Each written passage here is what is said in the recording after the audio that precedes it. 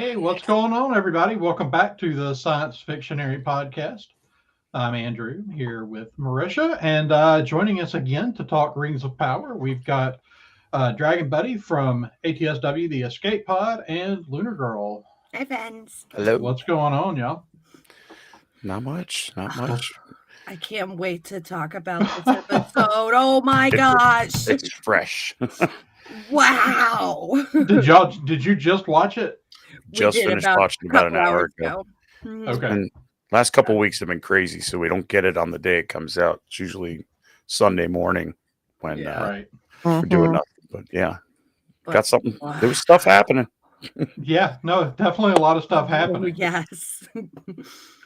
How did you, DB, how did you feel about the episode overall? Strange. I said it in the beginning. This is a perfect prequel to movie lovers.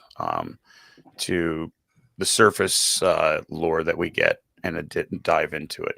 As a Tolkien reader, I was like, holy crap, they rewrote a bunch of stuff Yeah. in a way that I'm not terribly put off by. There's a couple little things here and there, but overall, very action-packed episode. A lot of stuff going on. A lot of hints to deeper lore they brought up. Right. And, again, aesthetically, really looked good. Oh, yeah. I'll take a one-on-one fight like Arendir had with an orc over the whole, an elf fighting 6 Numenorans and quick, flashy photography kind of stuff. Yeah. The one-on-one fight was definitely really cool. Oh, it was Yeah. so good. What about you, Kelly?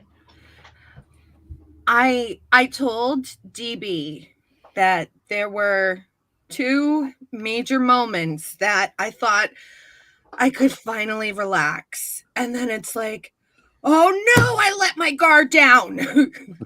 It was just so exciting. And to someone who did not read the book, this is the perfect series for me. Yeah. Yeah, And I can. Go ahead, Marisha.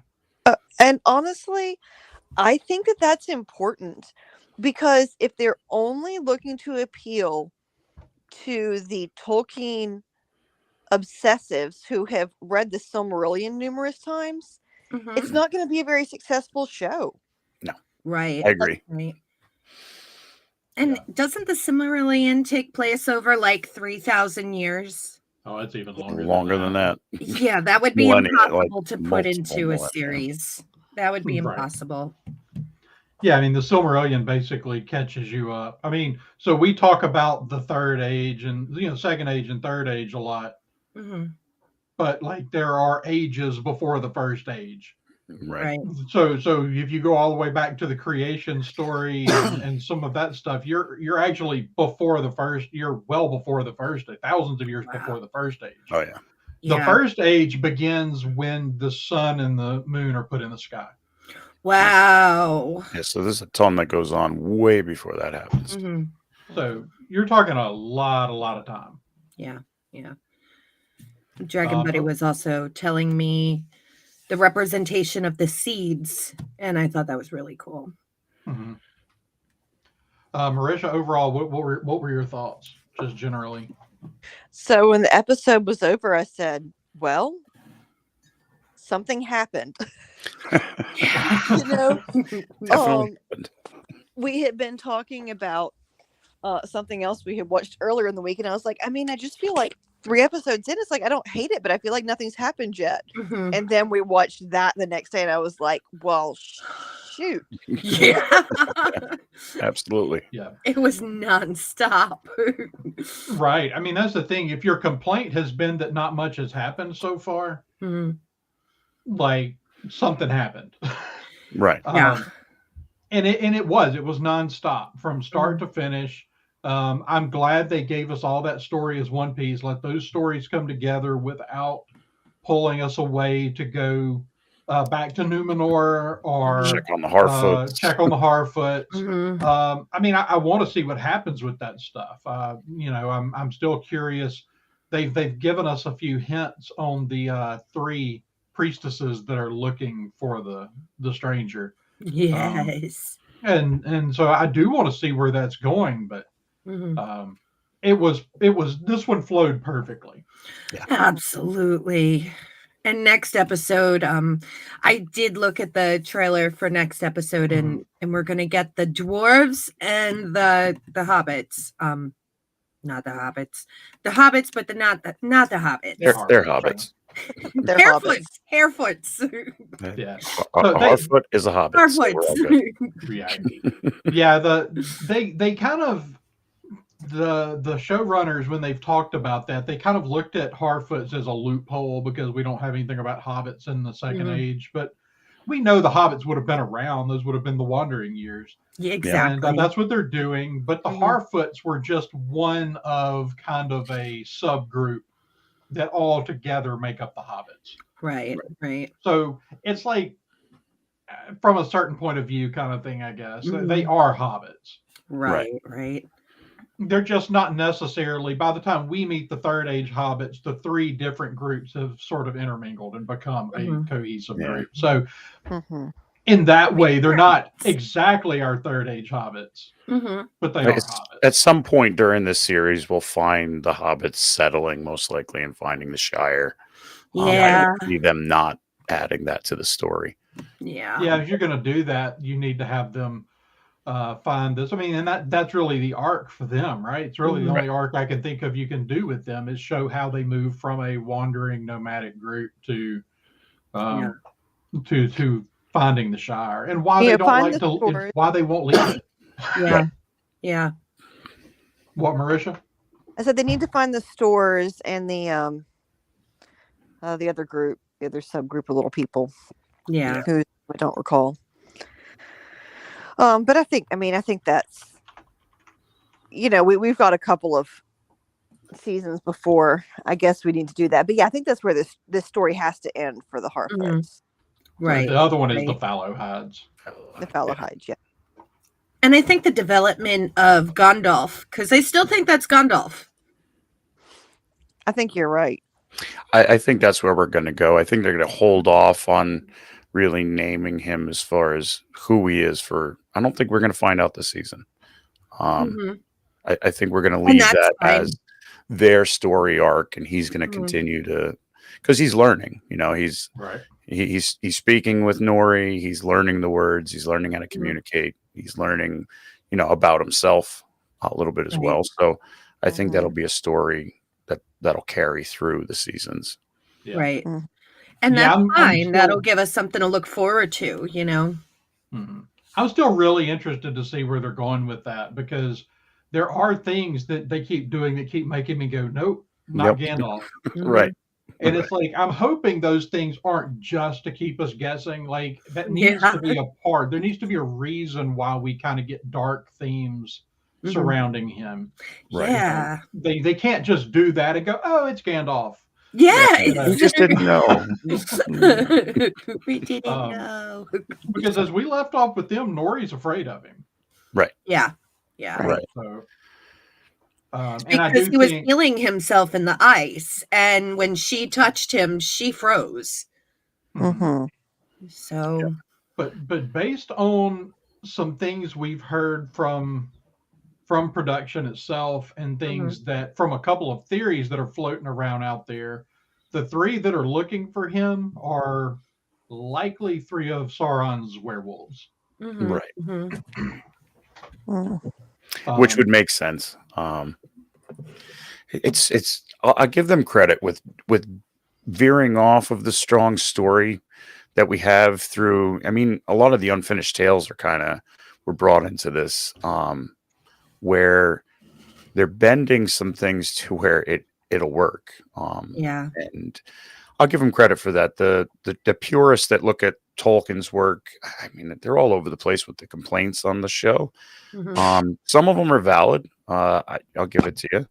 But for the most part, I don't see a problem with a lot of what they're doing. I mean, the biggest thing in this episode was the culmination of all the tunnels and all of the trenches that were dug, and then a great speech that Idar gives to the orcs on where they travel.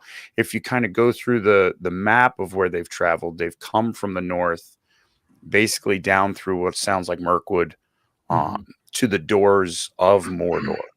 And in the books, Melkor created Mount Doom, and Sauron kind of finds it and decides to settle there. So changing it to where this is how it was created, that along with a couple other things shows that they don't have access to that Silmarillion, and they probably have to be careful on how they approach those things.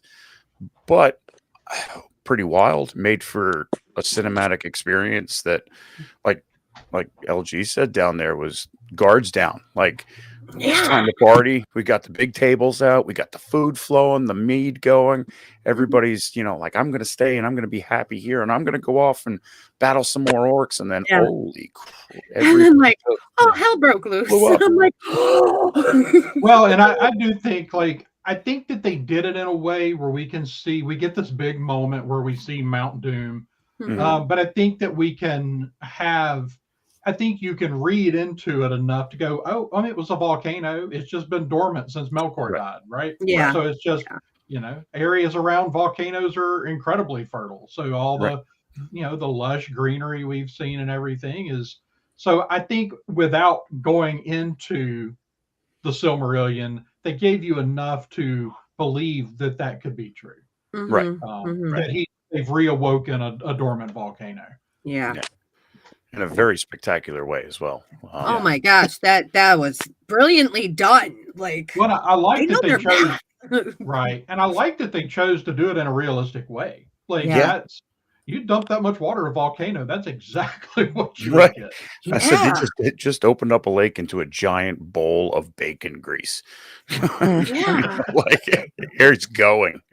Like, How Galadriel ends up with hair at the end of this, we'll never know. But I'm wondering if we're going to see a little touch of her using magic in that moment.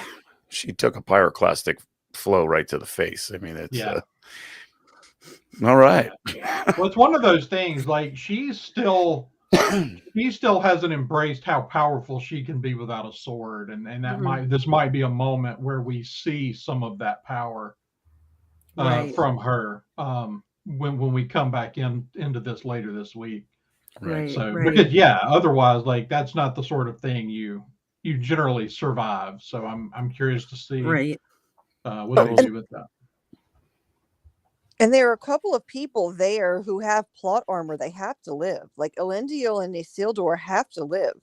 Well, so I mean, there's Galadriel, and there's a few there that we're definitely not killing off in this moment. And so I wonder how they're gonna sort of play that, because I mean, obviously, if you're it's not just the lava that kills people; it's the fumes and all the thing. I'm looking at it. I'm thinking like Pompeii, and I'm thinking nobody should survive this. Like, this should all be totally under ash. So I'm curious to see what kind of workaround they, and I'm hoping, since they decided to kind of go plausible with the eruption, that they do something plausible with people actually surviving it. Right. It's going to be interesting to see what they do there. But I mean, so there's a lot. So what? I guess let's just jump right into this topic, because this has kind of been the big ongoing thing that we've discussed all the way through. We've got a couple of characters. We didn't touch on the stranger this week, although I think we've all kind of decided that's definitely not Sauron at this point. Yeah. I mean, they could do that, but I think that works less the longer he's there with the. I don't think it makes sense for Sauron to be there and not know who he is. And right. We still have Halbrand and Adar. Yeah. What are you thinking about? I think that I get the impression that Adar is has been totally honest with us as far as who he is. I think so too. I don't think he's hiding anything. Yeah, I don't see him. I don't. He's not Sauron, as far as I'm concerned. A lot of the questionable characters here, I think, kind of get wiped to the point where I don't think we've seen Sauron. Yeah. Yeah. Halbrand has saved so many people that Yeah. Yeah. I think him being Sauron would be kind of ridiculous at this point. Yeah. Right. Arda, his backstory being one of the first to Mhm. be twisted by Melkor was a great kind of snag into, you know. Uh-oh.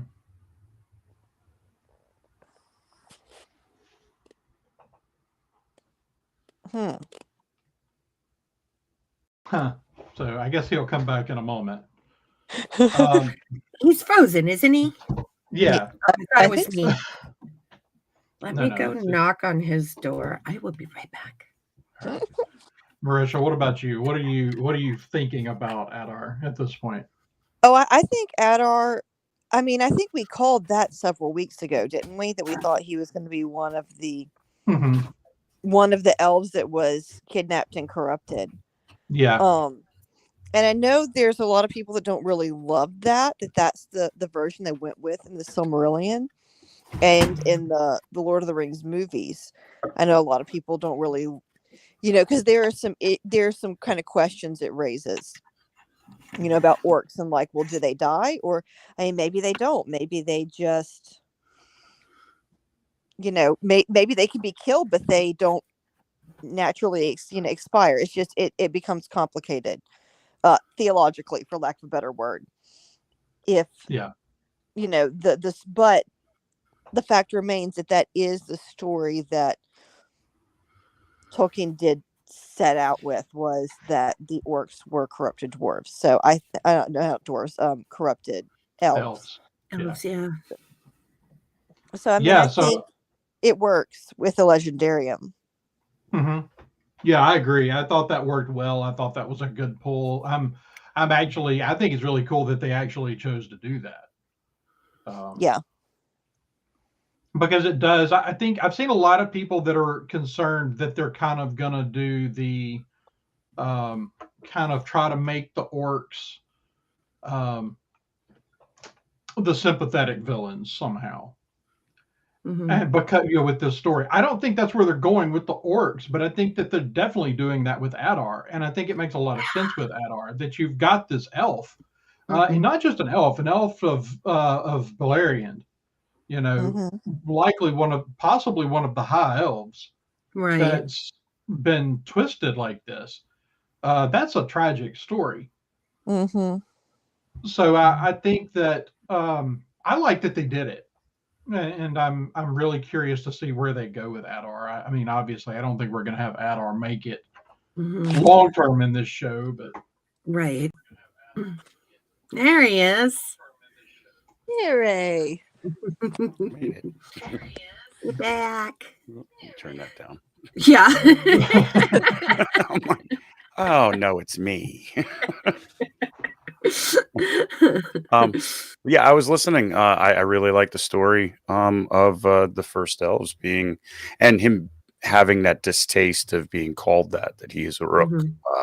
yeah, I thought that was a very interesting way to go with it, and it makes sense now why everyone was calling him father, why they treated him with such reverence. Yeah. And it was basically him leading them, saying, we're all equal. Mhm. We all deserve a breath. And it really makes you think with Galadriel that, the distaste that she has for him, that, they're corrupted, that Yeah. they're the things that should not be. Mhm. right. Yeah. So, as someone who's not familiar with the backstory, Kelly, what do you think about that whole story with Adar? It actually made me feel sorry for him. Mhm. Because he truly believes this with all of his heart. He's truly calling all of these orcs his children. And Galadriel absolutely has no idea what he's been through. So it was kind of like, it pulls at your heartstrings a little bit. Like, Yeah. he's seen some things. He's seen some things. Yeah, and I mean, he's actually, 6 episodes in, he's the first character that has actually mentioned the god of this world Right. so far. Yeah. Right. So I'm really curious where they're going to go with him, but I feel pretty confident at this point that he is what he says he is. Yeah. I agree. And did he survive the blast? Because like he knew what was going on. He felt the vibrations of the water surging through the tunnels, and he kind of laid down face down. So either he was preparing to die, Well, right, or he was shielding himself. I don't know if you caught it, but Yeah. right before you watch Galadriel walk into the into the smoke, Mhm. he cuts back to where he was. He's gone. Yeah, he's not there. Oh, I missed it. Yeah. It's quick. It's Caught that real where quick. he knew it was coming and he was gone before it happened. Yeah. Wow. I think Well, that's he what can- comes with that arrogance that he seemed to have, where Uh-huh. you take it for despair, but it's really like, I know what's coming. Like Yeah. Mhm. because LG had missed the spot where I said I can't The remember his name. switcheroo. Welgen, the older man, the old man. Basically, I have Oh, one thing Waldron. for you to do. Waldron. Yes, and that one thing to do was taking the key back to the Yeah. tower, which was interesting. Mhm. Yeah. It was a switcheroo. Well, it was interesting that he chose Waldrig. I mean, it's like it's kind of inconsequential to the story that it was Waldrig and not one of the orcs, except that so far, they basically wind up using most of the humans as fodder Mhm. Yeah. in this episode. But he's accepted Waldrig as a true believer here. Like, Yeah. Right. To give him this task was pretty big thing in my opinion. Right. So the other side, the other character that has been in question is Halbrand. Mm. You're right; he has saved a lot of people.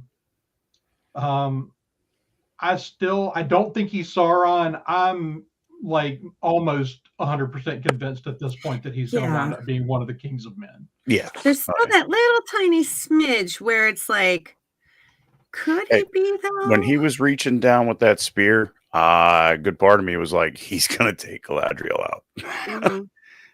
There was at least a portion of me, so they're doing something right there as Yeah. far as Right. storytelling. And I think he may be good for a while Mhm. before we see him corrupted. Or he may already be corrupted. He may already be working for Pharazôn. Right. Yeah, that's true. Right. I didn't even think of that. Wow. It would make sense for why he changed his tune Mhm. so quickly and easily to go to Middle Earth, where it Mhm. seemed Right. like he was pretty adamant that he was not going to. Right. Marisha, what did you think about Halbrand in this episode?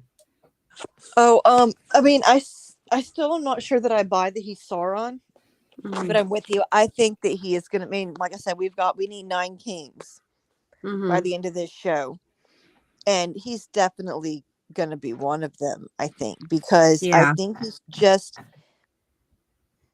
It's not that obviously we're going to see at least one character who is at least flirted with the darkness, completely rejected eventually, but most of them and the thing is, like, we know enough about where this story lands because we know where the Southlands end up, Mhm. and so we know all these things that are going to eventually go down. I mean, and I think they are intentionally dropping us things that things that make us think that he could possibly be Sauron, but I think that there are just too many things that don't line up. I just don't think that his hesitation to go back to Middle Earth, and I think him showing up there pretending not to be a king, I think that Mhm. Sauron is too arrogant to ever start at the bottom. Right. Yeah. But that's just kind of my takeaway from all of it, as I still don't think we've met Sauron yet. Yeah, Right. I don't think so either. It sounded like DB sounded like you're kind of in the same boat. Yeah, Yeah. since last episode, I was starting to be convinced that we haven't seen him yet, and that in any form. Mhm. Or at least any form that we've been focused towards as Right. far as who it could be. I think he's a completely different character. Everybody seems to be who they are, although Halbrand, I think you're right. It's just a matter of time, and him being the king that's promised would really set up to where the Witch King, persona could come from. Yeah. Mhm. Yeah. Yeah. I don't So, I know mean, anything about a Witch King, but you guys have me excited to meet him. Movies. He was the one with the green fire all around him, riding the Nazgul. Oh, okay. Yeah. He's Alright. the leader of the Nazgul. Gotcha. so, and I do think as much as they've kind of showed that character and kind of won some fans over with that character, that he would be an interesting one to have. I mean, having him become any one of the 9 kings of men would be Oh, a big deal, but specifically having him become the Witch King would be, um, he couldn't fall much further Right. than that. So, Right. Where exactly is Angmar? Anybody know off the top of their head? Angmar's more to the north, right? Is it? That's what I thought. I thought Angmar was a northern kingdom. It is. But Angmar is not set up until the Third Age. Okay. Right. Angmar Okay. is a Third Age kingdom. Okay. He's the Witch King when he sets that up. Okay. Okay. For some reason, I had in my head that he was the king of Angmar who became the Witch King. No, Angmar is a later thing. It's Yeah, well it's after. established 1300 Third Age by the Witch King. Okay. So he already is the Witch King when it's set up. Okay. Cool. Well, that works a little better then. Yeah. Um. But I mean, at the same time, like we should at some point once we get here, we're going to see some of these other kingdoms that are already established and some more be established. Because I would assume they're not going to do this whole story without showing us all 9 kings of men. Right. And the dwarf lords, which I'm really looking forward to because Yeah. we haven't met any of the other dwarf lords yet either. But we see the dwarves next show. I can't wait. Yeah, I would assume next episode we're going to spend most of our time with the elves and the dwarves. Yeah. I would assume that we brought the Numenor and the Numenorian and the Mordor storyline together, and over there we're going to do the elves and the dwarves, and then whatever happens in the finale where everything hopefully is going to come to some kind of head. That's going to be the really difficult thing, is maintaining this momentum through 2 more episodes. Yeah. Coming from this episode to jump into the Harfoots and even the dwarves digging, it's going to be interesting how you can keep that flow. So there's got to be some real excitement going on in the next episode in order to really keep it moving. I would like to go back to the beginning towards the episode when Isildur comes up onto the top of the ship and speaks with Galadriel. We got a real look at what I would consider the Galadriel that we know from, moving on to this point in this time frame, as well as who she is during the Fellowship. That we get that very stoic, very full of wisdom kind of person to just kind of impart some knowledge onto a young soldier.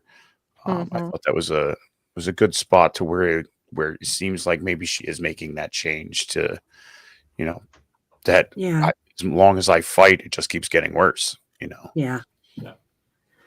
I'm really glad they did that, and I'm glad they specifically chose to portray her the way they did in that scene, because a lot of the people that aren't liking the character, that's been one of the big gripes, is that she's just a soldier. Like, you don't see the wisdom. Like, she needs Halbrand to tell her how she's supposed to act when she talks to important people, and it's like, I think, and I didn't agree with that. I think she talks to the people in Numenor the way she did out of sheer arrogance. She's That's how I took it. Right. I think there's this weird thing where I'm noticing it seems like a lot of people's ideas of elves in Tolkien's Middle Earth is that they're all virtuous and Mhm. all upstanding, stellar citizens, right? The elves cause a lot of the problems. Very, Yeah. very, and they were very racialist as far as, you Yes. know, keeping the elves together with the elves and, not Mhm. mingling because we look out for our own. And, Mhm. that goes Especially when with, we don't. right, right. And that goes towards why Sauron was able to come to power again. It was Mhm. that individualism that, Mhm. all of the peoples of Middle Earth kind of found.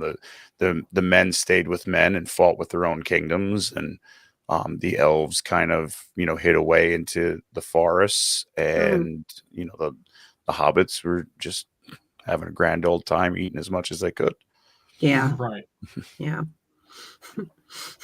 What did y'all think, Marisha? And what did you think about the portrayal of Galadriel in that scene? I like the whole conversation between Elendil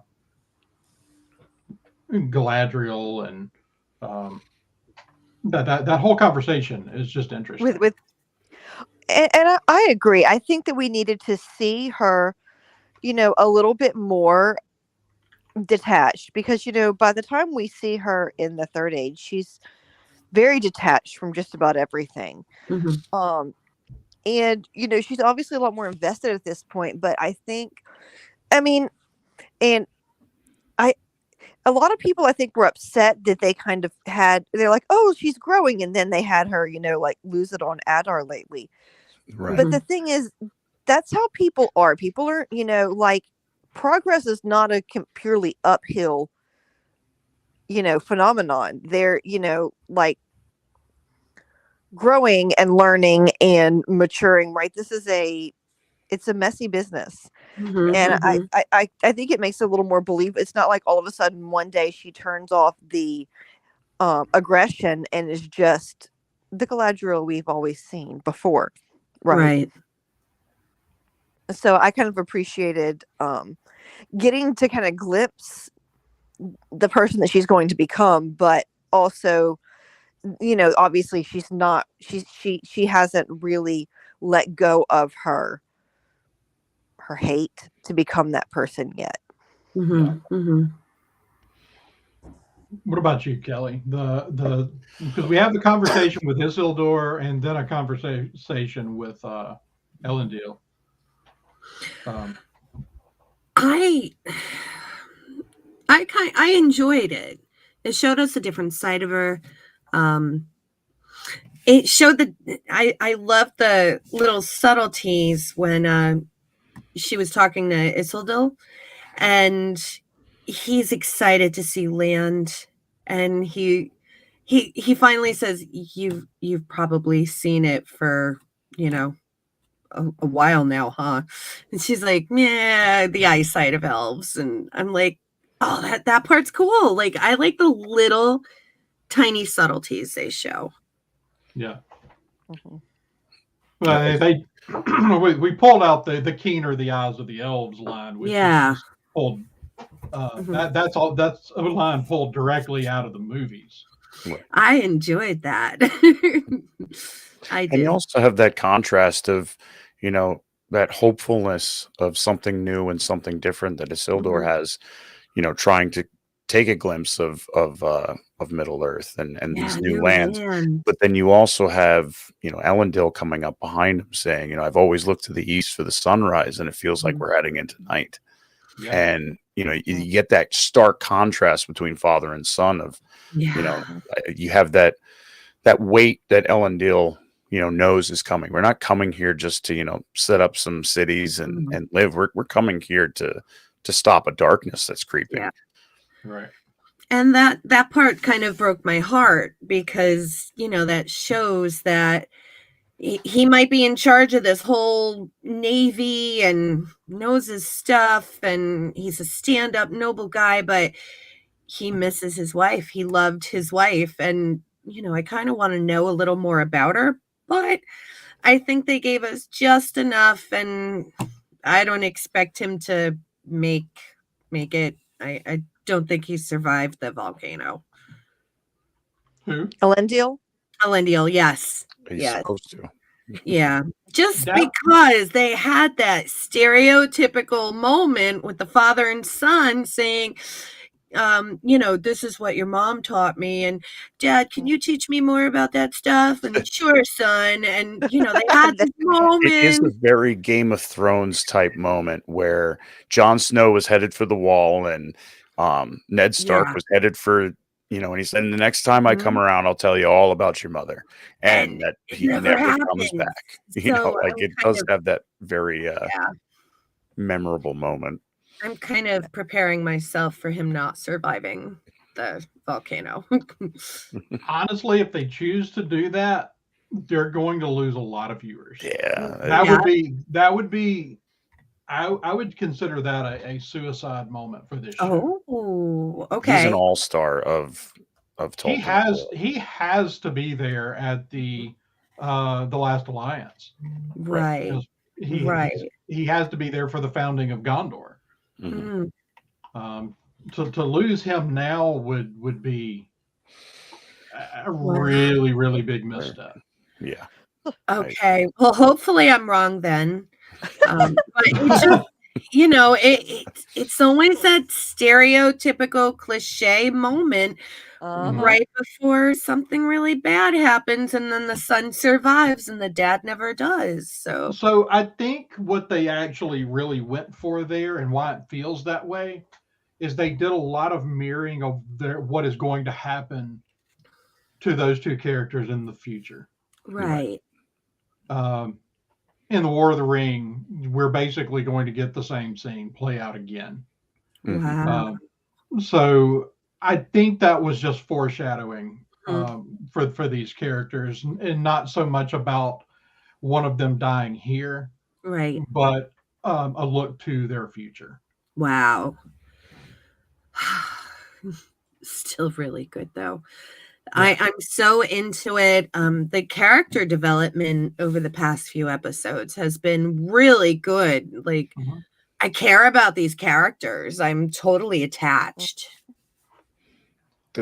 And honestly, the things that I could say as a book lover, as a Tolkien Mhm. lover for his literary works, very minor. They're minor things. As far as right now goes, the very Braveheart / 300 blood scenes, Mhm.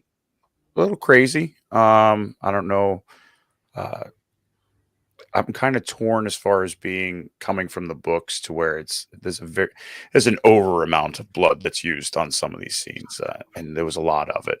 Not a big problem, but I could see that the Arendir trying to rally the people, making a promise that pretty pretty ballsy to think that you could keep, as far Mhm. as I tell you, do your jobs and you'll all make it out alive, and I can't hear you kind of moment. It loses the poetry of Tolkien's work in that one scene there. Like I said, Mhm. it's a minor thing because we bring it back to when Theo is asking his mother, can you say the things that you used to say to me when I was a kid in the dark? That was Um, sweet. that brought that poetry kind Yeah. of back that you see in Tolkien. Yeah. And it's a direct callback to the movies of Samwise seeing the star in the sky. Mhm. Yeah. Um, Well, it's actually it's really close to Sam's speech in the book. yeah. Yeah. Yep, that one star is just shows you that it's just a small shadow passing.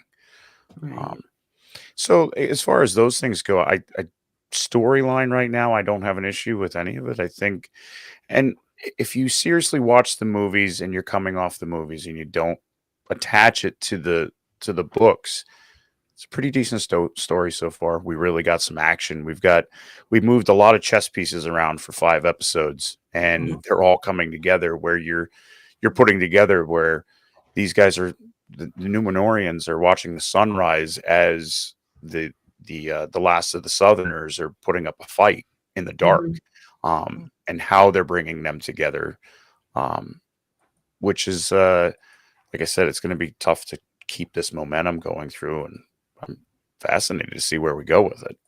Yeah. So I do kind of figure this might have been our last big fight of the season. Yeah.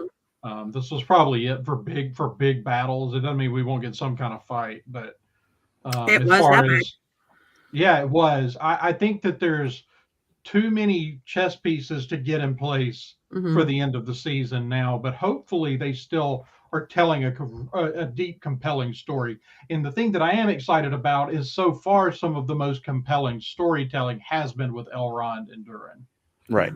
Yeah. So we're gonna probably trade action for compelling story next week, and I'm good with that. Oh yeah. Yeah. I had the teeny tiniest little nitpick. Then I actually turned to DB and said something. When Bronwyn had the spear through her, the arrow, Mhm. and they took it out, she lost an awful lot of blood. And they, seared it and everything, and it was cauterized, it closed. But within a half an hour, she's made it up to and the walking party. around outside, hanging out with the new people. And I'm like, Yeah. wow, she's got color, and her color looks good for the amount of blood she lost, don't you think?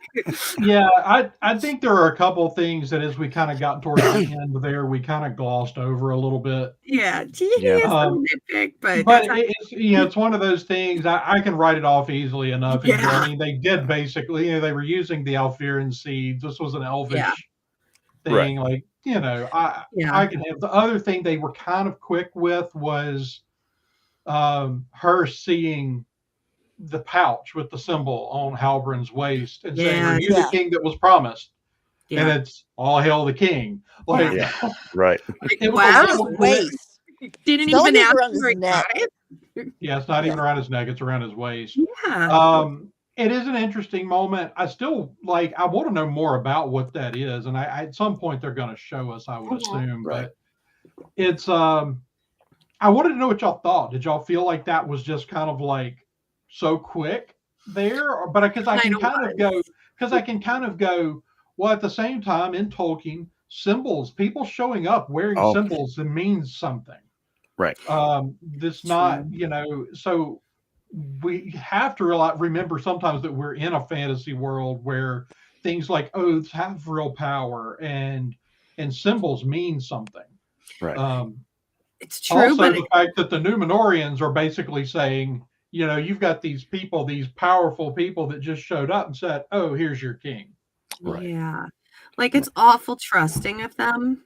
Like it's awful trusting of them. It is, but I don't think it's a far stretch of the imagination, like Andrew was saying, with the symbolism that comes through in this in the stories themselves. That it's not out of the realm of possibility to see something strange happen and take much more from it. So True.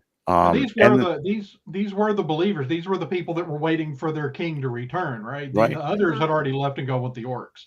They were putting their last stand at Ostirith on the faith that I'm not the king that was promised, but if we make it through this, we'll get to see him. Right. So they do have this thing where this king that shows up and liberates them. But I did think they kind of glossed over it a little bit quickly there. I thought it would have benefited from a little bit more of a conversation. Yeah, I mean, like one girl sees the symbol and the entire town is like, "Oh, I'll hail the king." Like she is kind of the de facto leader at this what point. you're talking about, like. So we were wrong, though. We thought that Halbrand was going to turn out to be the father, Theo's father. Yeah. Mm-hmm. Yeah. Right. Yes. It would appear not. Mm-hmm. Yeah. No. Because Bronwyn would have known. Right, which does beg the question, though. Because I feel like they kind of intentionally kind of dropped that. Oh, where is your father? Kind of like that. They kind of brought that up at some point. So I really expected them to answer that at some point. Yeah. I enjoyed The forbidden love between the elf and the human scene. Really liked it. But I'm all for that kind of stuff. The And elf kissed the girl and there was a yay. name drop without ever dropping the name of Yavanna. Yeah. The creator, the one that's in charge of everything that grows. In Right. fact, was also the one responsible for swaying AU to create the Ents. So we're definitely getting Ents at some point. Not Yeah, the no, we saw them in the trailer. So right. So I think they're planned later on.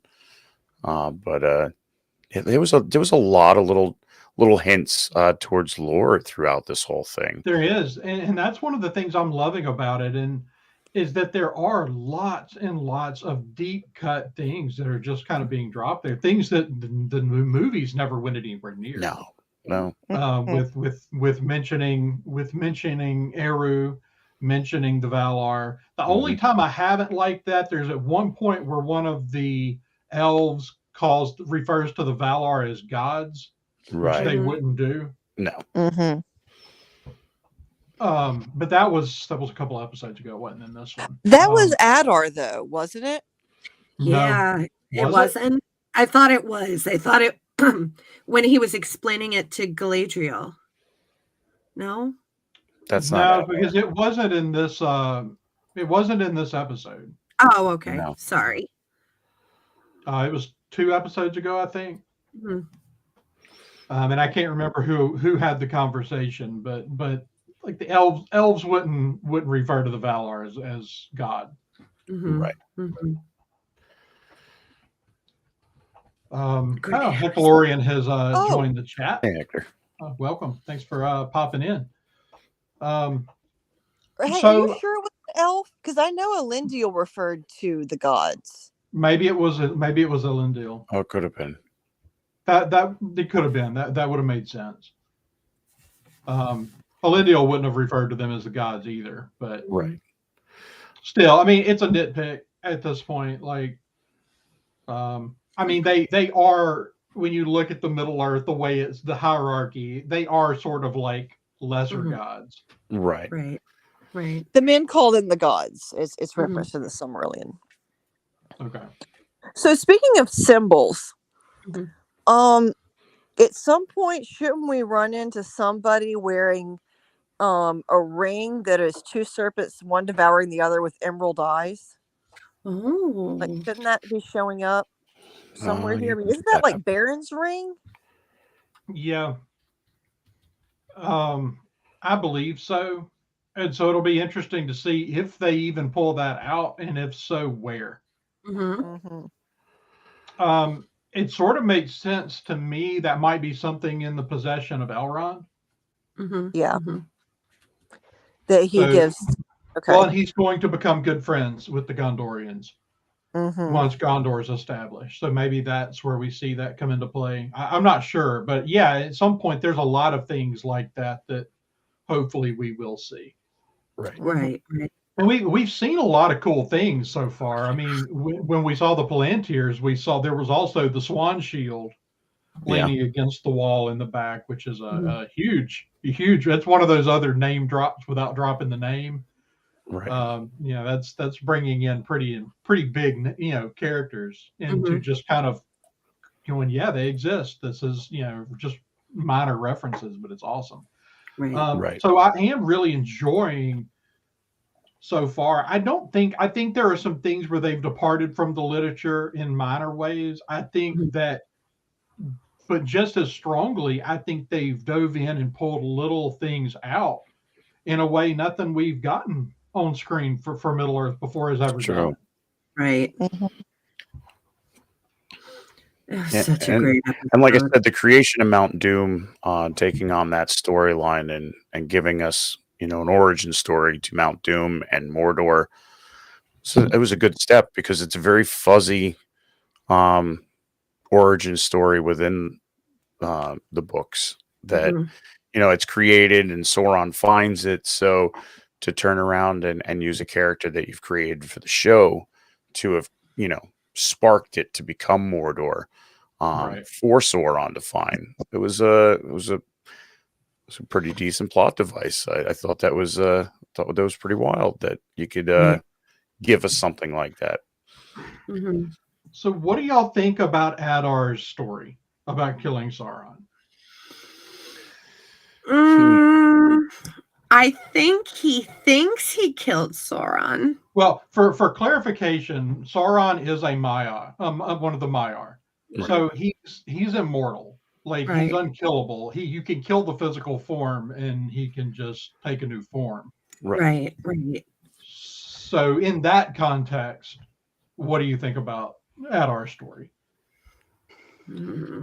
I think he's telling the truth in a certain point of view, or from a certain perspective. I think he's being deceitful in doing so, because obviously he had these plans to. These weren't just tunnels to lead to Ostirith and just take over Ostirith. They had tunnels everywhere, and it was all in order to get the key, to turn the key, to create Mordor, create this land. Right. He didn't create it for himself. When he's sitting there talking about how Sauron was able to bring all of the darkness together and make it seem like he's healing the world, where, you just had a guy kill a kid last episode. You're not some noble, fallen elf that's trying to do something better, and neither's your master. So I think it's all a certain point of view.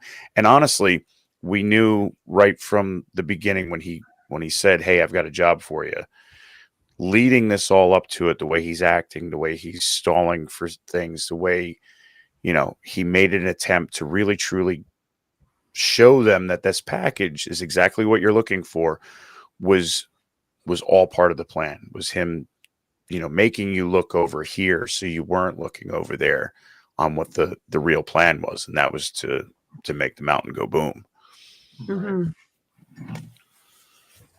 Marisha, any thoughts on Adar's story about killing? Okay, so I'm trying to remember exactly. He says that doesn't he say that he cut him in two? Yeah. So, I mean, if you're going for this whole certain point of view thing, I feel like you can take that. I mean, what you cut his realm into, you cut it, like, yeah, I don't think he's being totally upfront with us about that. Right. I mean, maybe he did kill the form that Sauron was in, but why are the followers of why does he send a longtime acolyte of Sauron to do the thing that Sauron has been trying to do for apparently a minute? Now the thing is, he clearly has, and he has the information. Waldrick has had this sword for decades, presumably. So the fact that he never used it tells me that he didn't know how to use it, and Adar told him how to use it. So if he's just an unwitting pawn in this, he's not quite as smart as he could be. Right. Yeah.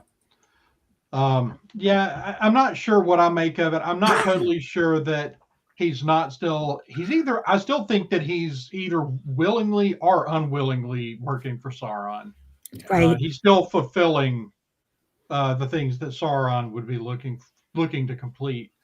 The only thing with the whole Adar and Halbrand thing, though, that gets me is when Halbrand first captures him. Yeah. Says, "Do you remember me?" Yeah. And he just says no. And it's like you're still just toying with us just a little bit about who this is. So at some point, presumably, if he's not Sauron, at some point they're going to fill us in on what transpired there, because we still don't know what the terrible thing that he did was. Right. Yeah. And they kind of sing-songed around it. Like, did I hurt a woman that you loved, and was it a child, and And are they pulling from the story of Sauron coming to terms with being evil and wanting to change? There was a short period where he denounces all of the evil things that he did. Mhm. And I mean, it doesn't last very long, obviously. Right. But there is a point where, he basically tries to change his ways. Or at least it seems that way. Yeah, so there's actually a quote. This is actually from one of Tolkien's letters. This is from letter 131. Very slowly, beginning with fair motives, the reorganizing and rehabilitation of the ruin of Middle-earth, neglected by the gods, he becomes a reincarnation of evil and a thing lusting for complete power. So he starts off with fair motives, but he feels like that, his efforts are ignored by the gods, and eventually turns back to evil.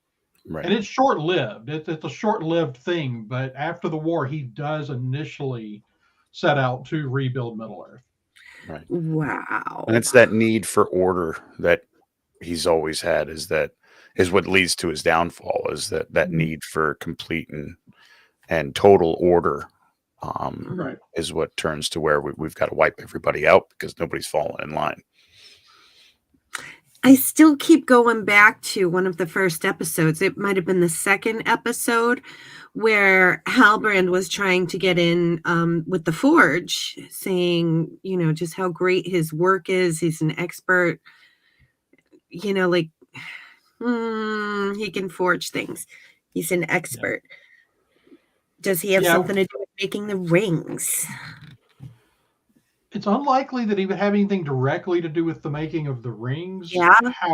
However, well, I don't know. That's not necessarily true. He could actually play a role in the creation of specifically the 9 rings for men. Right. So they could be setting him up they may have set him up intentionally through that moment in there to let us know that, he does know what he's doing in a forge, because there are also a lot of artifacts in Middle-earth, a lot of which we could see him forge. Right. So, it may have just been put in there to say, yes, it's not unreasonable for him to forge something important later. Okay. Whether it be one of the important swords or a ring of power or, something. Good to know. So it doesn't necessarily, that is definitely one of the things where everybody immediately went, oh, it's Sauron. Definitely Sauron. Right. And I it does make us lean that way. And there are still a couple of things, that being one of them, that really kind of make me go, okay, he could actually be Sauron. One of the things that we see with Sauron in the books is that he's taken away to Numenor. He's captured. They show up. He just gives up, surrenders. His soldier, the orcs just abandon him, flee. Right. And so he surrenders. They take him back, put him in prison in Numenor, and pretty quickly he's the one whispering in Farazan's ear. Right. Well, we did get a moment with Halbrand in prison whispering in Farazan's ear. It's true. We did. And like I said, it would make sense. That's the only thing I think holding me back. I say I rule them out because at the same time, we're not working with the history that we know. Correct. When it comes to the stories here. So it's I enjoy it for that reason, is because you don't know what's coming next. You know what might happen and what should happen, but the ways they're taking to get there, I really don't think are stomping all over, lore. They're stomping along stuff that really didn't have much substance.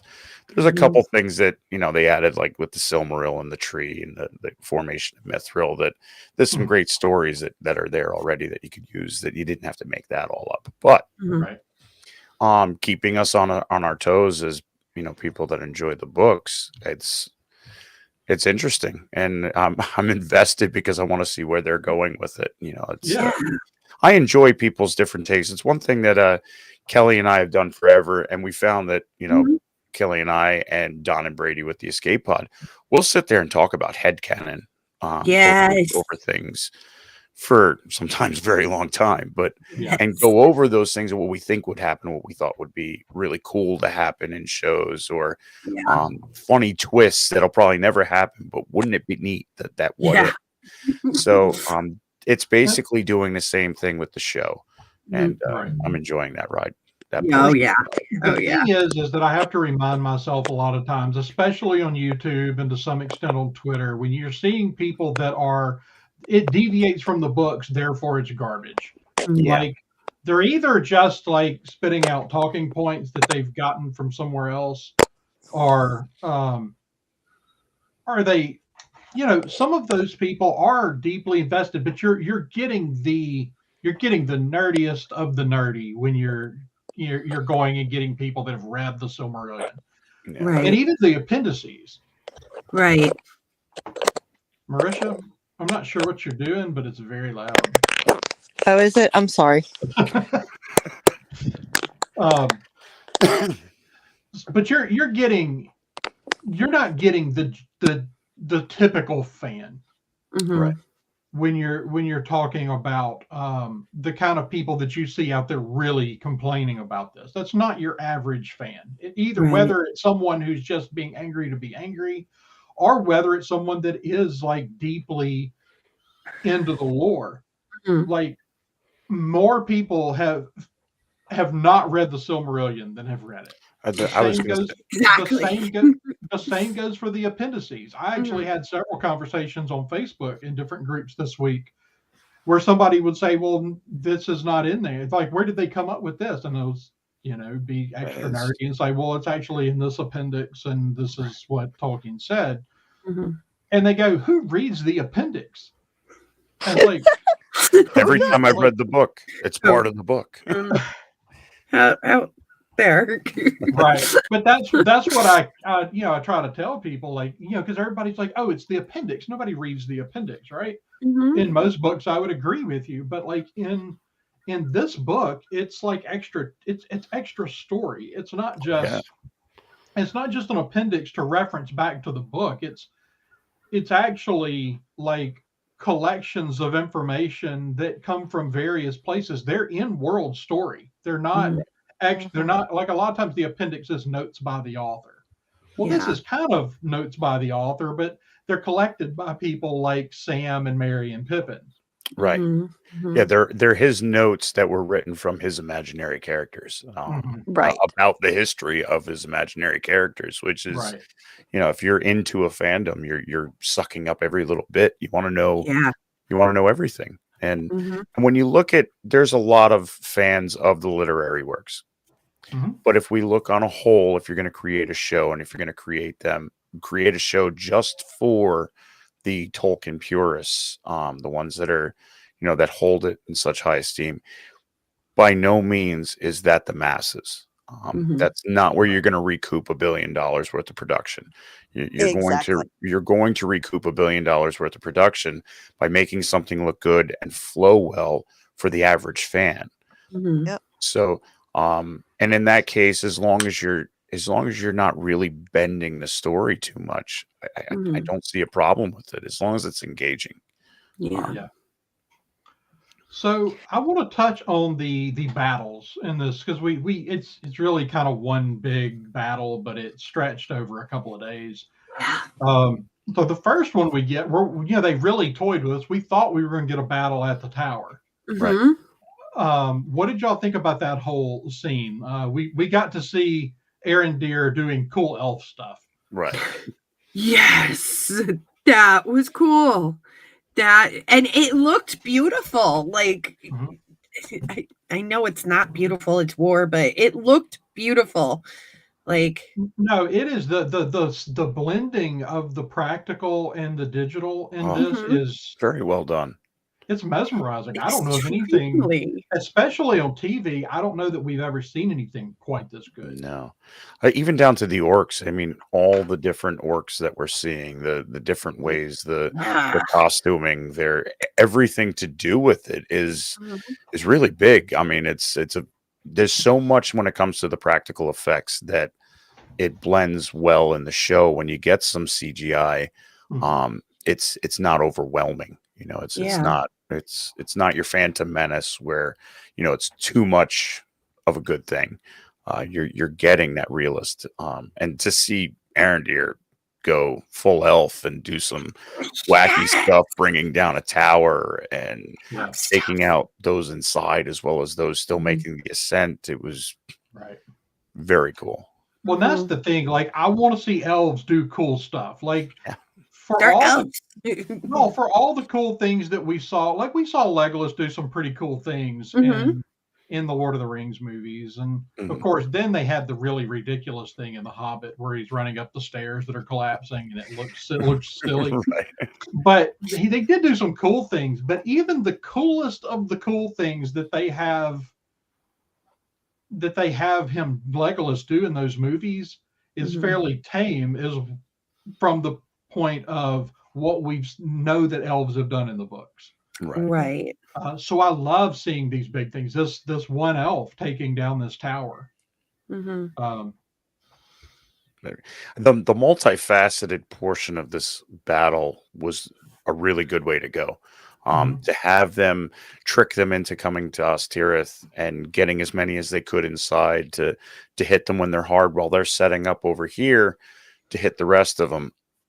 The Mhm. flip and the turn to um, that second portion of the battle and it's over and they realize that, you know, there's a lot of red blood mixed in with this black that's laying Mhm. around here, and Yeah. you know that the weight of them realizing that these men came here to fight and kill us, and we Yeah. unknowingly thought they were all orcs, and Mhm. Yeah. we wiped them all out. Yeah. uh, Either it could be just as it is to show that, you know, that's they had to put their part in if they wanted to survive, but there's Mhm. also a um, I read something about how that gives Adar um, still the possibility of still being Sauron, only because maybe he was using his powers to make it seem like they were orcs more than they actually were during the battle. And I don't really buy into it, but again, not out of the realm of possibilities with what we've seen so Mhm. far. Yeah. Right. I Uh, like how calculated everything was. It's mathematically and scientifically possible, everything that they did. The tunnels, the castle falling down, um, calculating where the cart is gonna roll down the hill. I enjoy that part. I like a little bit of nerdiness in my stuff. right. And the Yeah. other thing that was done well was the with the multifaceted with having multiple kind of skirmishes as part of this battle was Mhm, it stretched it out. I've seen a lot of people actually complaining that the Numenorians get there too fast. mhm, Right. That they had done fast travel in Rings of Power, and I went, you know what, they're right. And then I kind of went back and revisited it and realized that if you pay attention to the dialogue and you pay attention to when things are happening, like mhm, on the ship, on when the Numenorians are sailing, like they literally tell you exactly how long it's going to take them to get there. Right. Like they're looking at the map and they mhm, say, so, talking about sailing for the rest of most of the rest of the day and then a half a day to reach the destination. mhm, And then that's mhm. exactly what they do is they stretch that over where the orcs don't come attack immediately because the sun comes up. Right. And so Right. they have the whole day to prepare. Hmm. The fight comes in the night, and then so the Numenorians ride through the night And there's and nothing arrive truly there in the morning. linking those two as far as a time frame either. When they Mhm, were occurring, when No, you know the you, Numenorians were sailing over, we don't know if they could have been on their way, you know, well before we saw our first orc. yeah, well, that was mhm, initially. I was like, well, you don't have to you could just have these two things working on different timelines. Like they don't have to mesh up until they're together. Hmm. mhm. But when I went back and looked at it, like it actually, like they timelined it out really well, and they tell you verbally with the use of maps and with sunrises and sunsets exactly how long it took them to get there. Yeah.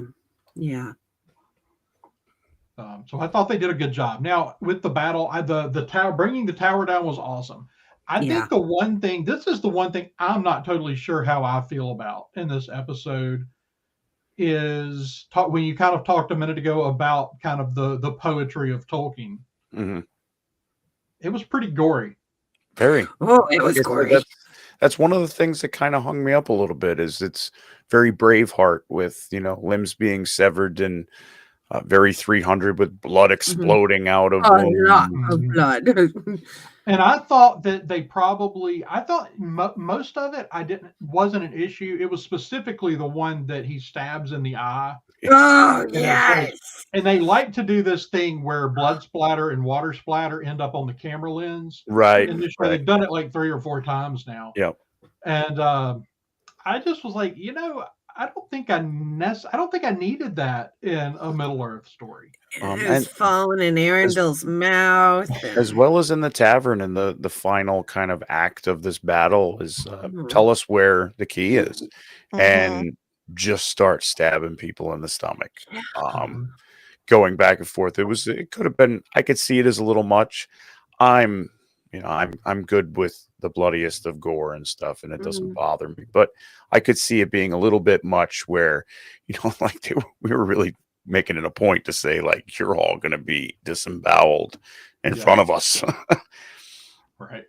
Well, it also shows you how heartless orcs are towards humans. I mean, it's true. I don't know if I think you get that from that the speech that Art is giving to Galadriel. Their dialogue going back and forth is him basically saying, regardless of who created us, he's one of the original elves that was taken by Melkor and tortured, and in turn he becomes the first of the orcs. But he's kind of playing that off as everything under God is created, everything under him is so we have just as much right to that. And then that hate for the darkness that he is, that created him, that Galadriel has, it really shows that there's a hate between orcs and elves and men that is well beyond just a generational type thing. This is going back to men and elves were created by Eru, and we were created by Melkor, by Morgoth, as an abomination to the elves and men. Yeah, Marisha, any thoughts? I mean, I'm typically, if there's a question of could it have been less violent, I will always be like, yes. I don't like gore. I don't like blood. And I understand sometimes you need it, kind of to make a point. But it is one that probably when we watch it with the kids, I'll probably be like, all right, we're not watching, like, all right, fast forward. Though, that being said, like, especially like them stabbing those guys in the stomach, I'm thinking back to when we watched the Fellowship of the Rings with the kids the first time, and they shoot Boromir, and they shoot him again and again and again. It's like, oh my God, they just drag it out forever, and it's horrible. Right. So, and it's part of this, it's like it's an important part of the story. So, I mean, I don't want to see them push it any further, I think is really my thing. Yeah. Like, I would have been okay if the, like Andrew was saying, the guy they stabbed in the eye had been a little bit less graphic. Honestly, a little less blood going into his mouth, Yeah. Honestly, if it hadn't been for that particular one, I don't know that I would have thought anything about it. Yeah. It's that one that made me look at when they're in the tavern. Like we've already seen that, and now we're going into right, just a look from Arda where a sword is going through that poor dude's stomach, and then the next one, and then the next one, and yeah, very wild. So I really hope that they don't decide to, because they're like the scene with the warg a couple of episodes ago was a little violent. Um, Yeah. so I really hope that they don't decide to push the violence any further in this direction. Right. Like, it's like I'm not offended by it at this Mhm. point, but like, it's not Game of Thrones. It's Middle Earth. Yeah, Like, Exactly. That's we've what got I Predator thought. movies, we've got Predator series coming. You know, Yeah. we've got plenty of things in the works that can give Mhm. us straight gore for the sake of gore. This should yeah, be more story driven, so we don't have to. We can go a little lighter on the blood packs. yeah, It's not and on the that's just list. Right. on it. So Yeah, that was part of it. It was just a lot of blood. Even her wound, as they're trying to cauterize her wound, mhm. lots of blood. Mhm. Yeah, she's getting cold. How come she Like, should yeah. have blue- she should have been just a tinge of blue or gray, you know, like oh, but look at all the color in her face. Yeah, Like, no, you know, she definitely what should have is been her? running on empty there. Right. How is she even standing? But it was something I could overlook. The story is still good. Okay, so here's a story point that I didn't love the way that I thought this was going, but I was curious if everybody else felt like it was going the same way as I do. Does anybody else feel like they're trying to make Galadriel and Halbrand a thing? Yeah. That's been a concern for Yeah. like since before the series actually started. And the first time that I heard that the conversation that they have in this episode, I was like, "Oh God, don't do this." Yeah. The second time I listened to that, I was like, "I don't think they're talking about personal relationships here. I think they're talking about something." I think they're relating on a level of what they've seen and what Mhm. they've experienced.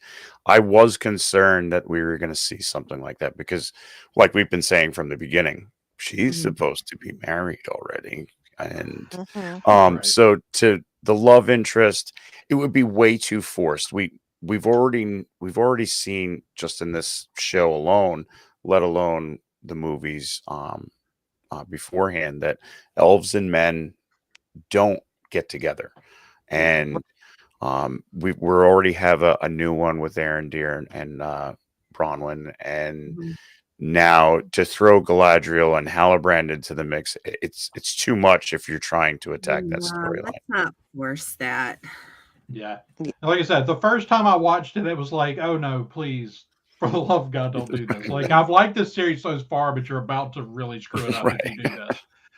Um, but like I said, the second time I watched it, I got totally different vibes from the conversation. So Mhm. I don't know. I'm not sure what they're doing. And Yeah. I will be really. I think again, that's another one of those moments. You're going to lose a lot of people if you choose to go down that route. Yeah, Mhm. I would have a major problem if we were going to see those two hook up in any way, shape, or form. I would think that Mhm. you're pushing you're pushing a storyline that has nothing to do with anything other Mhm. than another elf and another man getting together for the sake of getting together. So, yeah, Well, I would have an issue. honestly, like, I don't need to see a lot of romantic storylines in Tolkien. Like, Mhm. that's really Mm-mm. Yeah, that is Not really necessary. not the focus of these. Like, I mean, obviously, that's it. Part of being like a person, right? Mhm. Is it? That's a dynamic. But especially during the Second Age, like most of the like great love stories that you see in Tolkien are First Age stories. right. Mhm. And a lot of his romantic um storylines are very Shakespearean, ending in Mm-hmm. tragedy. Mhm. Yeah. So we don't need to see another one. That would be my problem. Like, yeah, we're getting Aaron Deere and Bronwyn together. Yeah. And I don't think they end well, honestly. No, and they can't. Yeah. If they even survive the volcano, you know. I will just say welcome to the chat to Nikki over here. And Yeah. actually, this right here, she is supposed to be married, and Barad-dûr is already supposed to be built. Yes, on the she should already be married. So that's actually been one of our complaints on this series is um, when are we going to introduce Celeborn? Right. Uh, as far as Barad-dûr, it's built like right smack in the middle of the Second Age. So again, with the time compression, it's hard to say like if it Where should we already be are. there. Right. So it's not it's obviously not there. But again, I think you have to kind of throw the years out, Mm-hmm. um, which is on some level unfortunate. But Yeah. it's again, I don't know how you tell even a 50 episode story over thousands of years. So Yeah. Right. I don't know. It was either lots of time jumps or it was compress it. And Mm-hmm. I guess at the end of the day, when it's all out, we'll see if they made the right decision or not. I Right. do still think we're actually going to get some time jumps though, Right. I think because we're going to have to. I think we have to. I think that we're going to get a time jump between season 1 and season 2. It may not be, Yeah. but it might not be but 50 years, but we're going to Mhm. get a time jump. Right. Right. Right. Can't be too far because men don't live that long. Yeah, but I think, like, I don't think that we're going to be changing like our complete cast of human characters Mhm. every season, but I think that unless our low men, our Southlanders are something other than what they seem, I Mhm. don't think any of them make it to the end of the show. I think Yeah. that we're going to have to go through at least one round of them. Like we Mhm. still, like Isildur still needs to make it to maturity. And like have a wife, have some kids. So I mean, we've still got, I mean, probably at least 200 years to work with. Right. But so that is a couple of lives of your average man, but Mhm. Yeah. it'll be And interesting to see how they kind of do that. well, and this Right. may not be where we see the time jump. We may not see a time jump until end of season 2, and we might see it in the middle of a season. Mhm. Yeah. But it's going to be like seeing all these kingdoms, seeing like kingdoms like Gondor founded, and Rivendell, and all these other places that are going to be. Although I don't know if we'll see Rivendell, but No. we should see the founding of quite a few kingdoms. Mhm. And I think at some point you have to kind of just jump ahead. Like we're not going to watch them construct Minas Tirith, right? Well, Right. that's the funny part about blending two different fandoms that we're watching at the same time right now with Andor and with Rings of Power. Mhm. Andor is suffering from a lot of complaints about pacing and how things are slow and nothing's really happening. And Mhm. then there's the complaints of the time compression and jumps in Rings of Power, which is giving us, a lot of things happening that were culminating to where we saw in this latest episode. So it's, one or the other, you're going to be upset about something or somebody's going to be upset about something. If we didn't Mhm. compress these time frames and blend some first age, second age, third age together, it would have drawn this out to where our first season or two might not be much of anything. We just Mhm. crawl. Yeah. So I think the trade-off is to compress some ages together. The regular person that's watching this for a good storyline does not care that there's 5,000 years between this and this, 5,000 years between this and this, Mhm. because to them you're taking a story, and I don't know if I want to read it if there's 5,000 years between these things. Right. Where when you're reading the stories, obviously that they're in a way that it keeps you engaged, Mhm. but on the screen is completely different. Yeah. Well, I think it's one of those things. I always feel like I generally reserve judgment on this sort of thing until we at least get through the first season. And like, I mean, like, like we said, there's some timeline things that are like, okay, now, like, how are you going to work this out? I mean, they have told us, like, no, we have a plan for that. So I mean, I guess we're just gonna have to see what the plan for that is gonna work out to be. Mhm. Right. So Yeah, I'm engaged. I am really yeah, I am engaged. After too. yeah, this Me too. episode, we only got 2 left. yeah, Wow. Please don't make us wait more than a year to see the next one. I right. Okay, know. is anybody else a little bit shocked that they didn't do the whole Mount Doom thing for the like season finale? Right. That would I have been mean, a it's huge like, that would have been a good cliffhanger. I mean, I was just like, wait a minute, this is a weird place to do this. Like, so what's next? Because I mean, I obviously, this is think going to have wide implications for all of our characters we've seen that are on Middle Earth, right? Mhm. right. I mean, obviously, the elves are going to be losing their shit about it. Right. Um, Yeah. And you're going to see a lot of dark things. I mean, there's the possibility of seeing a lot of dark creatures and stuff coming mhm, about mhm, that surround the lands of Mordor and to Mhm. Mirkwood and to the evil that's at bay Mhm. before this this big battle that's going to take place for the Rings of Power. So mhm. I think there's a lot that we can go through. I am surprised we didn't end with it. I To end with the mountain exploding and the formation of Mordor would have been probably the greatest way to end this season.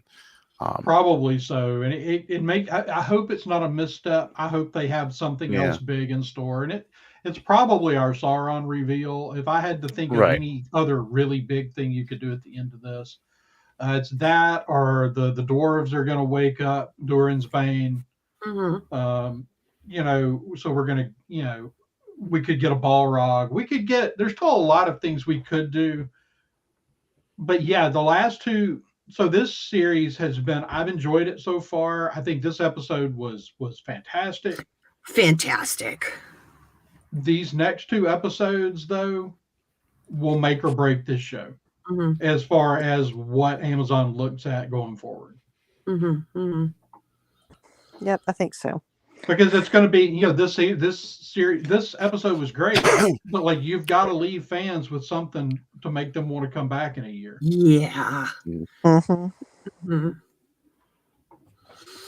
I can't wait to see the dwarves next week.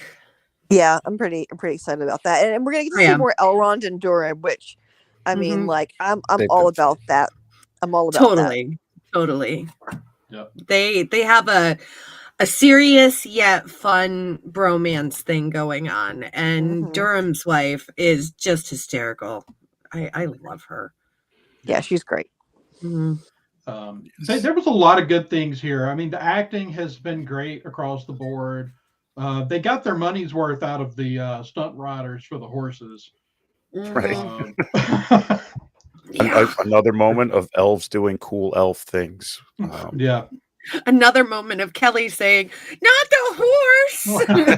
When she Yeah. first How dipped down, Kelly was like, "No, no." Oh, okay. She did that on purpose. What about We talked later. what did you do? What did you do though when Halbrand took out the horse? Oh. Oof. Not the That horse horse. got up and But went, then the "Really, horse dude? What got did I up do?" and went, yeah, the Yeah. horse was okay, That horse was so like, I'm out of here. Peace yeah. out, y'all. Right. Yeah. I can't help it. I'm sensitive to animals. Not the horse. So what was your absolute favorite part of this episode? Oh, Kelly, I'll let you jeez. start. I would I say can't start. the blade being used as a key Yeah. and opening up the dam and the lake pouring down through all these tunnels that they created that everyone thought was just to get to the people, and it was Mhm. so much bigger to you know turn a giant kitchen fire of a volcano exploding and that pyroclastic blast coming through to change the landscape of Mordor into Mhm. Mordor, into the Udun. So that was my favorite part. It was a really good. Yeah. Aha! Wow, that's okay. I agree. I mean, they just kept kind of ramping it up the whole episode. It kind of was like, oh, that was awesome. Oh, Yeah. that was awesome. And then you get to Mount Doom, and it was just such a cool moment. Yeah, I'm not yeah. even going to address that comment in the No. chat. Um, You No. don't know these guys very well. I mean, They've read it and read it and read it and read it. Just But- because you read a book and you enjoy a book does not mean you cannot enjoy an adaptation of said book. yeah, this show doesn't have to affect how I feel about the Silmarillion, and Mhm. Right. the Silmarillion You know- doesn't have to affect how I feel about this show. Mhm. I actually, so after Wheel of Time came out, I read I don't know, like a Reddit post or something that Brian Sanderson wrote. And because there are a lot of things obviously people didn't love about it, whatever. And Mhm. so he says, so I basically look at this as its own story. This is the next time the wheel turns, right? Mm. So these aren't exactly this isn't exactly the same story that I know and love. It's a different version of it. And so that's kind of how I kind of view this. It's not exactly the same story. It's its own thing. And if and so there's always a part of me that needs it to be exactly the same, because I'm not, I'm the person who's like, no, I must watch the 6-hour version of Pride and Prejudice because Mhm. all of the moments. But in reality, it can be its own thing, and there is a virtue in that too. So like I said, I'm kind of reserving judgment on how I feel about it, but for the moment I'm content for it to let it be its own thing. Yeah, and as I've said, there are certainly lines that I would not be okay with them crossing, but they haven't done that yet. Yeah. Baradur, 1600 of the Second Age. There you go. You're welcome.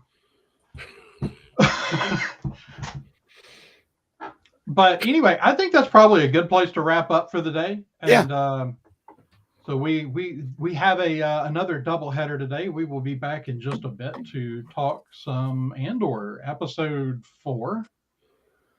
So I guess I got to go make a thumbnail for that. Cool. Um, We'll go talk about something else that everybody has a problem with, I think.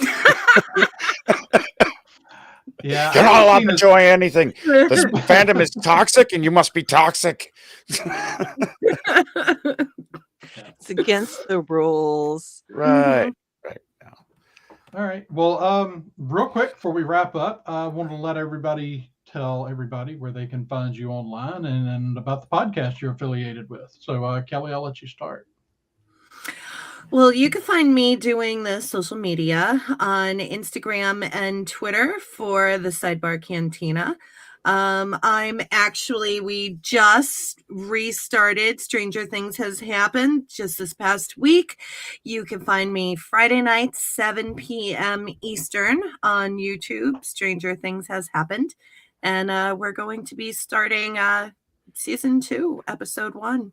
So Awesome. Oh, and tomorrow, DB and I are going to be on Salacious Rum for Monkey Lizard Hangout at 3 p.m. Eastern, and that should be a kickin' time. Oh, and you can find me at 8 p.m. Eastern this evening on Coruscant Radio Underground talking about Andor. That's right. But I hear. DB, what about you? You can catch me on Twitter at dragon_bud with 2 D's. Or you can catch, I have it down there at ATSW The Escape Pod. 7:05 Wednesday nights. We talk about all things right now it's October. We are in Halloween season. We're going to be doing some horror. This Wednesday, we're going to be doing the Monster Squad. Go over that Wolfman does actually have nards. And like Lunar Girl has said, tomorrow we are going to be on Salacious Rum. He's out of the UK. So we'll be doing that 3 p.m. Eastern time, just a hangout stream. He's a guilty pleasure of ours. Sunday nights, Sunday mornings, we build Legos together and talk about inappropriate things. appropriate things. It's a good community of people outside of our Red 5 network. They are actually Bob and Salacious are creating their own network, kind of based a little bit on Red 5. They're the Monkey Lizard Army. They've been together for quite a while. Nice, friendly group of people. You jump in the chat, you might go, "What are they talking about?" But they'll all say hi to you. So it'll be a good time. Awesome. Marisha, what about you? Well, you can generally find me on anytime the Science Fictionary or Coruscant Radio Underground or around. And you can find my Instagram at what is it, love? I'm blanking here. Princesses _and_ Padawans. That's it. All right. Awesome. I do want to real quick before we go, I'm going to run this clip real quick. So I will be right back.